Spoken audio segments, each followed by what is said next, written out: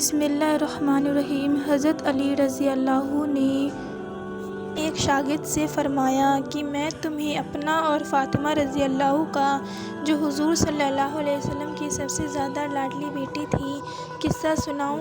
شاگرد نے کہا ضرور۔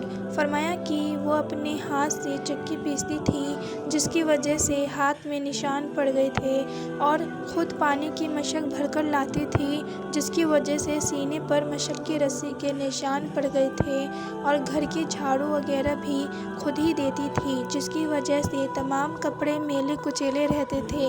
ایک مرتبہ حضور اقدس صلی اللہ علیہ وسلم کے پاس کچھ غلام باندیاں آئیں۔ میں نے فاطمہ رضی اللہ سے کہا کہ تم بھی جا کر حضور صلی اللہ علیہ وسلم سے ایک خدمتگار مانگ لو تاکہ تم کو کچھ مدد مل جائے۔ وہ حضور صلی اللہ علیہ وسلم کی خدمت میں حاضر ہوئی۔ وہاں مجمع تھا اور شرم مزاج بھی بہت زیادہ تھی، اس لیے شرم کی وجہ سے سب کے سامنے باپ سے بھی مانگتے ہوئے شرم آئی، واپس آ گئی۔ دوسرے دن حضرت اقدس صلی اللہ علیہ وسلم خود تشریف لائے۔ ارشاد فرمایا کہ فاطمہ کل تم کس کام کے لیے آئی تھی؟ وہ شرم کی وجہ سے چپ ہو گئی۔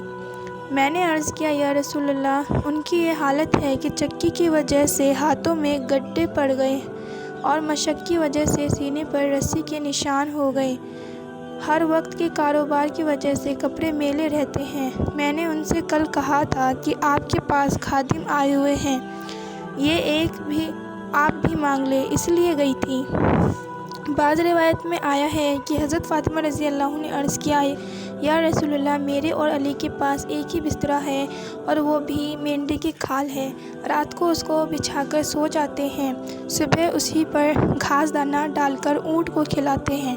حضور صلی اللہ علیہ وسلم نے فرمایا کہ بیٹی صبر کرو۔ حضرت موسیٰ اور ان کی بیوی کے پاس 10 سال تک ایک ہی بچھونا تھا، وہ بھی حضرت موسیٰ کا چوکا تھا، رات کو اسی کو بچھا کر سو جاتے تھے۔